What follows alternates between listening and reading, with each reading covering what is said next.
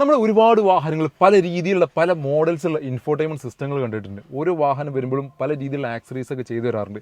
പക്ഷേ ഇപ്രാവശ്യം ഒരു വാഹനത്തിനകത്ത് ഒരു വെറൈറ്റി ആക്സറീസ് ഒരു ഡിസ്പ്ലേ ആഡ് ചെയ്തിട്ടുള്ളൊരു വാഹനം കൊണ്ടുവന്നിട്ടുണ്ട്. ഞാൻ ആദ്യമായിട്ടാണ് ഇത്തരത്തിലൊരു ഡിസ്പ്ലേ കാണുന്നത്.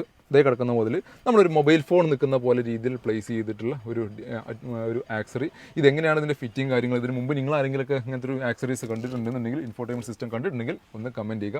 നല്ല സ്മൂത്തായിട്ട് വർക്ക് ചെയ്യുന്ന ടച്ച് പാഡും കാര്യങ്ങളെല്ലാം എനിക്ക് ഒന്നുകൂടി നമുക്കൊരു യൂസർ ഫ്രണ്ട്ലി ആയിട്ട് നിൽക്കുന്നു. കാരണം നമുക്കതിൻ്റെ സൈഡിലൊക്കെ നമുക്ക് ബട്ടൺസും കാര്യങ്ങളൊക്കെ ഉണ്ട്.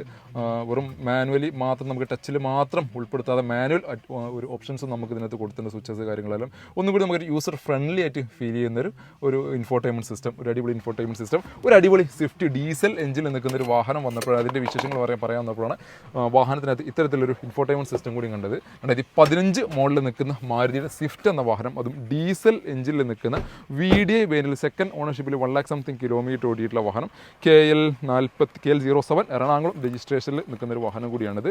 VDI ആയതുകൊണ്ട് മിഡിൽ ഓപ്ഷൻ വേരിയൻ്റാണ്. ബേസിക്കലി വേണ്ട ഫീച്ചേഴ്സ് കാര്യങ്ങളായിട്ടുള്ള 4-door power window, AC power steering, company inbuilt music system, അതേപോലെ മിറർ അഡ്ജസ്റ്റ്മെൻറ്റ്, മിറർ ഫോൾഡിങ്, അതേപോലെ മിറർ ഇൻഡിക്കേറ്റർ തുടങ്ങിയിട്ടുള്ള സെൻട്രൽ ലോക്കിംഗ്, ഫോഗ് ലാംപ്സ് തുടങ്ങിയുള്ള ബേസിക്കലി ഫീച്ചേഴ്സ് കാര്യങ്ങളെല്ലാം വരുന്നത്. DDIS എഞ്ചിനിലായിരുന്നു 1.3 ലിറ്ററിൽ നിന്ന് ഡീസൽ എഞ്ചിനിൽ ഒരു 16, 17, 18 വരെ നമുക്ക് മൈലേജ് പ്രതീക്ഷിക്കാവുന്ന അത്യാവശ്യം നല്ല യാത്രാ കംഫർട്ട് കാര്യങ്ങളെല്ലാം ഉള്ള 4 പുത്തൻ ടയേഴ്സുള്ള, അതാണ് ഏറ്റവും വലിയ ഹൈലൈറ്റ്. 99% ടയർ പെർസെൻറ്റേജ് നിൽക്കുന്ന ഒരു അടിപൊളി കണ്ടീഷനിൽ നിൽക്കുന്ന ഈ ഒരു വാഹനം സ്വന്തമാക്കാം 4,50,000 രൂപ നെറ്റ് പ്രൈസോട് കൂടി.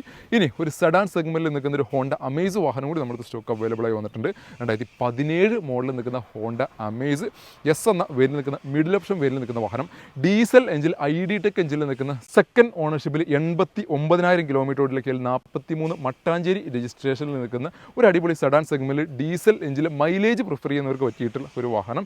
ഡീസൽ എഞ്ചിൻ ആയതുകൊണ്ട് തന്നെ 20-22 കിലോമീറ്റർ നമുക്ക് മൈലേജ് പ്രതീക്ഷിക്കാവുന്ന സെഡാൻ സെഗ്മെൻറ്റ് വാഹനം കൂടിയാണിത്.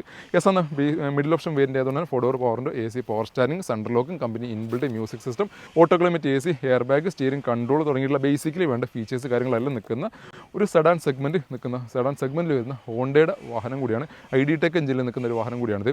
ഈ ഒരു വാഹനം സ്വന്തമാക്കാം നെറ്റ് പ്രൈസിൽ 4,85,000 രൂപക്ക്, ഓൾമോസ്റ്റ് 4,25 വരെ നമുക്ക് ഫിനാൻസ് സൗകര്യം അവൈലബിൾ ഒരു വാഹനം കൂടിയാണിത്. അപ്പോൾ 2 ഡീസൽ എഞ്ചിനിൽ നിൽക്കുന്ന വാഹനങ്ങൾ നമ്മുടെ സ്റ്റോക്ക് അവൈലബിൾ ആയി വന്നിട്ടുണ്ട്.